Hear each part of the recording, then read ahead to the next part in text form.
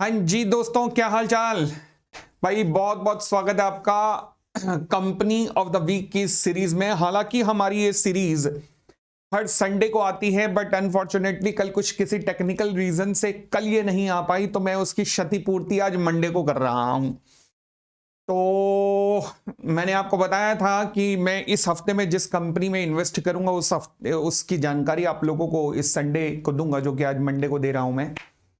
तो अब सवाल उठा कि सर आपने इस हफ्ते कौन सी कंपनी में इन्वेस्टमेंट की है। ये बताने से पहले एक बार मैं बात क्लियर कर दूं कि ये कोई इन्वेस्टमेंट एडवाइस चैनल नहीं है, ना ही मैं यहां ये बताने आया हूं कि ये शेयर है, ये कंपनी आप इसमें इन्वेस्ट कर दो। नहीं, कभी भी शेयर में जब इन्वेस्टमेंट की जाती है तो किसी सेबी के ऑथराइज्ड या रजिस्टर्ड इन्वेस्टमेंट एडवाइजर से पूछ के की जानी चाहिए या अपनी रिसर्च के बेसिस पे की जानी चाहिए।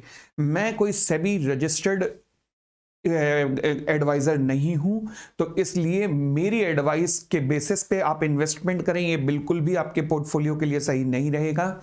आपको क्या चाहिए, आप खुद अपनी रिसर्च कीजिए। मेरा यहां आने का पर्पस, मेरा ये आपको बताने का पर्पस केवल एक है कि मैं कैसे रिसर्च करता हूं, मैं आपको बता सकूं। तो बस आज मैं कैसे रिसर्च करता हूं ये बस मैं आपसे शेयर करने के लिए आया हूं। फिलहाल जो इस चैनल पे पहली बार आए हैं, मैं बता दूं कि ये चैनल हमने 6 महीने पहले अपने दूसरे चैनल पे हम लोग आए थे, जहां पर हमने कई कंपनीज की बात की थी। 6 महीने पहले सुजलॉन की बात की थी हमने, उस टाइम जीएमआर इंफ्रा की बात की थी हमने, हिंदुस्तान एरोनॉटिक्स की बात की थी हमने, शिपिंग कॉर्पोरेशन की बात की थी। ये और बात है कि हमने केवल फंडामेंटल एनालिसिस डिस्कस किया था और आज एवरेज अराउंड उनमें से हर एक कंपनी का शेयर 4 से 5 गुना तक बढ़ चुका है पिछले 6 महीनों के अंदर ही। बट अगेन कोई इन्वेस्टमेंट एडवाइस ना पहले थी ना आज है, हम केवल कंपनी के फंडामेंटल पे डिस्कशन करते हैं। आज जो कंपनी में डिस्कस करने जा रहा हूं उसके बारे में मैं ये तो नहीं कहूंगा कि फंडामेंटली स्ट्रांग है या क्या है। क्यों? क्योंकि फंडामेंटली तो मैं बहुत ज्यादा इसके बारे में कमेंट नहीं कर पाऊंगा। It's a kind of penny stock. Okay, तो सवाल उठा सर पेनी स्टॉक में आपने क्यों इन्वेस्ट किया। अच्छा, मैंने इसलिए इन्वेस्ट किया, देखो होता क्या है, आपको जब अपना पोर्टफोलियो बनाना चाहिए तो लॉजिकली जो मैं जिसको फॉलो करता हूं, मैं आपके पोर्टफोलियो की अगेन बात करके कोई इन्वेस्टमेंट एडवाइस नहीं देना चाहूंगा, जो कि आपको ये तो आपको सेबी रजिस्टर्ड रिसर्च एनालिस्ट या इन्वेस्टमेंट एडवाइजर से ही लेनी है।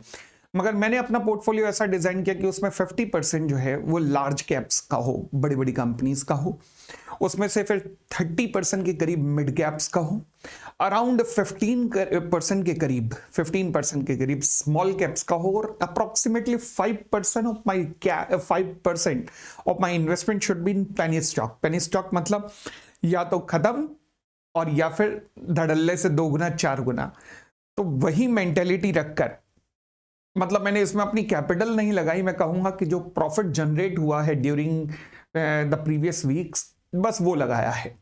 अब सवाल उठा कि क्यों लगाया है, तो मैं ये रहस्य से पर्दा उठाना चाहूंगा। फिलहाल कंपनी का नाम है विकास लाइफ केयर। और विकास लाइफ केयर आपने शायद कई चैनल्स पे भी मैं देख रहा था कि सुना था। अब हुआ क्या कि मेरे एक मित्र ने मुझे बताया कि अमित इस पे जरा रिसर्च करना, इस पे रिसर्च करके थोड़ा मुझे गाइड करके क्या करना चाहिए। मैंने कहा चलो जी करते हैं। इनिशियली जब मैं इस कंपनी पे रिसर्च कर रहा था, मैंने कहा भाई क्या कंपनी है यार, ये क्या है यार, कहां से चलेगा, पूरा नेगेटिव है ये तो।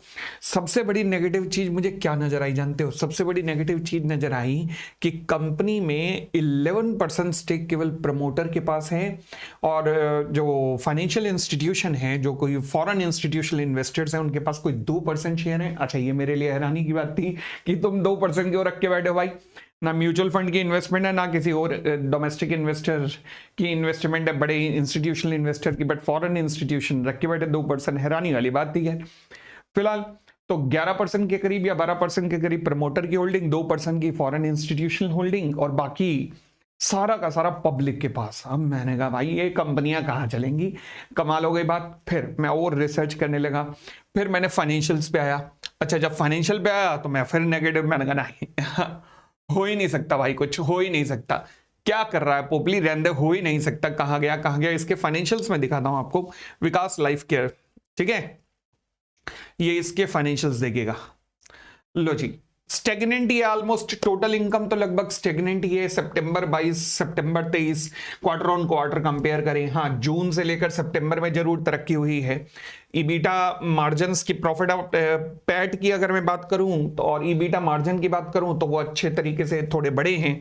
तो बट इतने भी ज्यादा कंफर्टेबल नहीं थे कि मैं कहूं कि इसके ऊपर, इसमें मुझे शेयर खरीद ले लेने चाहिए, मतलब इस कंपनी में इन्वेस्ट कर देना चाहिए। मतलब बहुत ज्यादा कोई टर्न अराउंड स्टोरीज जैसे मैंने पिछली बार बताई थी JITF इंफ्रा, लास्ट वीक बताई थी। अच्छा, जब मैंने JITF लास्ट वीक डिस्कस की थी, वहां से अगर मैं कहूं कि शेयर का प्राइस लगभग अभी तक 10 गुना बढ़ चुका है, एक हफ्ते में 10% बढ़ चुका है शेयर का प्राइस। चलो फिलहाल इस पे बात करते हैं। तो मतलब बहुत ज्यादा ल्यूक्रेटिव पिक्चर मेरे सामने नजर नहीं आ रही थी, और मेरे को झटका तो इसने दिया शेयर होल्डिंग पैटर्न ने कि भाई प्रमोटर्स, चलो अच्छी बात है, प्लेज बहुत कम है, प्लेज कम हो गया। FII 0.02, मैं 0.2 कह रहा था, 2% कह रहा था, ये 0.02 है। Earlier it used to be 8%, but now it has been reduced to 0.02। तो all these factors were not so positive कि मैं इस कंपनी में इन्वेस्ट कर दूं। बट इन्वेस्टमेंट का डिसीजन इतनी जल्दी भी नहीं होना चाहिए। तो फिर तो मैंने क्या किया, मैं रिसर्च कर ही रहा था, करते करते करते करते मैं इसके कुछ कॉर्पोरेट अनाउंसमेंट के ऊपर पहुंचा। कंपनी की कुछ कॉर्पोरेट अनाउंसमेंट रिसेंटली हुई थी, मैं वहां तक पहुंचा कॉर्पोरेट अनाउंसमेंट के ऊपर। लो जी, ये कंपनी की कुछ कॉर्पोरेट अनाउंसमेंट है जो उसकी वेबसाइट पे आपको भी मिल जाएंगी। मैं आपको दिखाता हूं कि कॉर्पोरेट अनाउंसमेंट में कंपनी ने क्या क्या कहा है। ये कॉर्पोरेट अनाउंसमेंट कहती है कि कंपनी की कोई सब्सिडरी थी IGL जेनेसिस टेक्नोलॉजी लिमिटेड, और उसने कंपनी को इतना 1.2 मिलियन $US रेमिट कर दिया है। ठीक है, अच्छी बात है, कंपनी को पैसा आया, ओके ठीक है। सेकंड, इससे नीचे वाली, Suresh Menon, a veteran from the Indian entertainment as a director of the company. Okay, Indian entertainment industry से कोई सुरेश मेनन जी हैं, जिनका काफी नाम है एंटरटेनमेंट इंडस्ट्री में, वो कंपनी के बोर्ड ऑफ डायरेक्टर्स पे आए हैं अभी। अच्छा, पता नहीं क्या करने जा रही है कंपनी। अच्छा, कंपनी करती क्या है वैसे? अगर मैं कहूं कि कंपनी करती क्या है, एंटरटेनमेंट इंडस्ट्री से लेकर आ रही हो वो कंपनी लाइफ केयर, मतलब मुझे तो लग रहा था एंटरटेनमेंट इंडस्ट्री से आ रही है। कंपनी करती क्या है? Public company domicile in India and is incorporated under the provision of the company से, रजिस्टर्ड ऑफिस यहां है। और कंपनी का मिशन विजन क्या है? लो जी, मिशन विजन देख लेते हैं। Exceptional customer service by pursuing business through innovation of and the fresh initiation. मतलब कंपनी कोई कुछ रिसर्च एंड डेवलपमेंट कर रही है, कंपनी कोई ट्रेडिंग कर रही है, कुछ ऐसा मेजर बिजनेस भी मुझे नजर नहीं आ रहा था। कुछ भी ऐसा, कुछ सच कुछ नजर नहीं आ रहा था कि कर क्या रही है। फिर मैंने कंपनी के बारे में और पढ़ा तो पता लगा कि भाई कंपनी हर जगह ही घुसी जा रही है। अभी एंटरटेनमेंट में घुस रही है, पहले रिसर्च एंड डेवलपमेंट के अंदर थी, फिर उसके बाद कुछ लाइफ सेविंग प्रोडक्ट्स के अंदर भी थी कुछ कंपनी। मैंने कहा कर क्या रही है कंपनी, मतलब उलझने ज्यादा आ रही थी कि हो क्या रहा है। अच्छा, इन्हीं उलझनों में मैंने कहा ना, कॉर्पोरेट अनाउंसमेंट के अंदर जब मैं पहुंचा तो कॉर्पोरेट अनाउंसमेंट ने मेरी कुछ ना कुछ उलझनों को सॉल्व करने की जरूर कोशिश की। वो कैसे कोशिश की, ये दोबारा से मैं आया, देखिए कॉर्पोरेट अनाउंसमेंट के अंदर, और कॉर्पोरेट अनाउंसमेंट के अंदर अभी तक हमने डायरेक्टर का देख लिया था, अब तीसरा देखिएगा। कंपनी ने 22 जनवरी को दुबई में स्काई 2 नाम का क्लब है, जो कि दुबई का सबसे ज्यादा चलने वाला क्लब है, वहां पर इन्वेस्टमेंट किया है। वहां इन्वेस्टमेंट किया, एंटरटेनमेंट इंडस्ट्री से बंदा पकड़ के लाए हो। अच्छा, अब समझ आ रहा है कि कंपनी एंटरटेनमेंट इंडस्ट्री के अंदर वेंचर करने जा रही है। ये पिछली एक और कॉर्पोरेट अनाउंसमेंट देखिएगा, एक हफ्ता पहले ही कंपनी ने 50% इक्विटी प्राप्त की थी portfolio management event LLC Dubai के अंदर ही।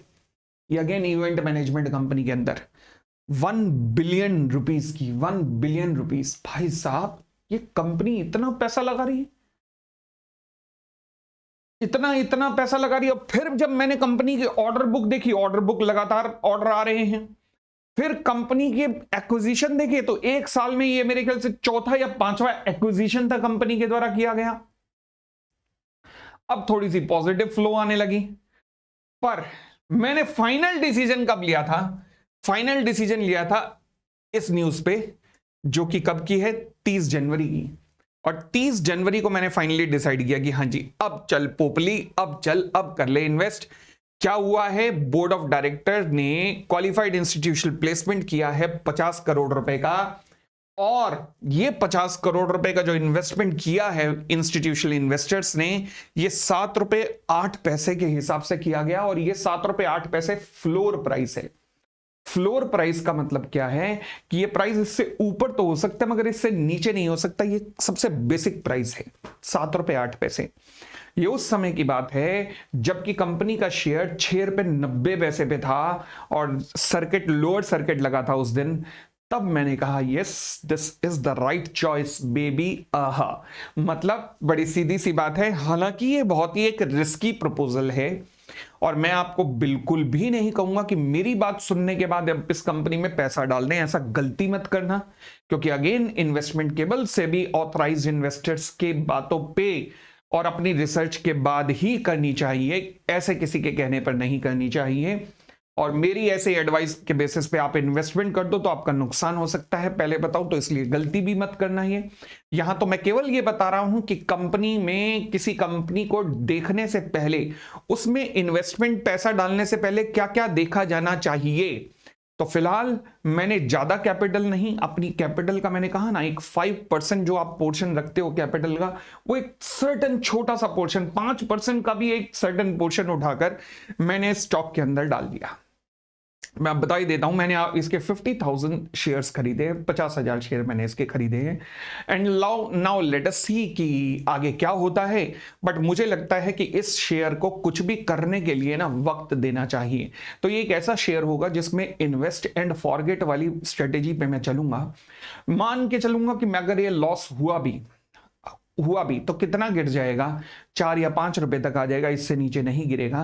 मगर मुझे जिस तरीके की मूवमेंट कंपनी में नजर आ रही है, ये लग रहा है कि कंपनी कुछ करने जा रही है। अभी तक कंपनी जो कर रही थी शायद उसमें ज्यादा फ्रूटफुल नहीं था, तो कंपनी ने कुछ नए वेंचर में एंटर्ड किया है, जिसके लिए नए डायरेक्टर्स आ रहे हैं, नया कुछ एक्विजिशंस हो रही हैं। तो इसका मतलब कुछ तो होने वाला है, और कुछ होने वाला है, बस उसी होने वाले पे ही मैंने अपना पैसा लगाया है। अब देखते हैं कि कंपनी मुझे ग्रोथ वाली अपनी नाव में बैठाकर कितनी दूर तक ले जा सकती है। तो ये थी मेरी आज की मतलब इस हफ्ते की इन्वेस्टमेंट, और ये इस हफ्ते का कॉर्पोरेट या कंपनी ऑफ द वीक, जहां पर मैंने बताया कि इस कंपनी में मैं क्यों इन्वेस्ट करके बैठा हूं। अब अगले हफ्ते जो मेरे रडार में कंपनी है, मतलब इस वीक में ही मेरे रडार पे जो कंपनी है वो एक इंजीनियरिंग कंपनी है, इंजीनियरिंग सेगमेंट की, जिसे मैं देख रहा हूं। इनफैक्ट मैं थोड़ा सा स्टेक ऑलरेडी ले भी चुका हूं उसमें, मगर अगले हफ्ते ही, मतलब इस कमिंग संडे, अब मैं उस पर डिस्कशन करूंगा। तब तक आप गेस कीजिए कौन सी होगी। इंजीनियरिंग की कंपनी है, उसका मार्केट शेयर अपनी इंडस्ट्री के अंदर 39% है, और बस इतना सा हिंट, 39 या 38% का मार्केट शेयर है। सोच के देखना और मुझे कमेंट में बताना कि आप, अब मैं किस कंपनी की बात कर रहा हूं। लेट अस सी, देखते हैं। इंजीनियरिंग सेगमेंट की कंपनी है, 38% मार्केट शेयर है, और अपनी इंडस्ट्री का सबसे बड़ा प्लेयर है इंडिया के अंदर। अब आपको गेस करना है कि मैं किस कंपनी की बात कर रहा हूं, जिस कंपनी पे आजकल जिस कंपनी को मैं अपने रडार में लेके चल रहा हूं इस हफ्ते के। देखते हैं आप कितना गेस कर पाते हैं। Thank you, thanks a lot, bye bye, take care, खुश रहिए।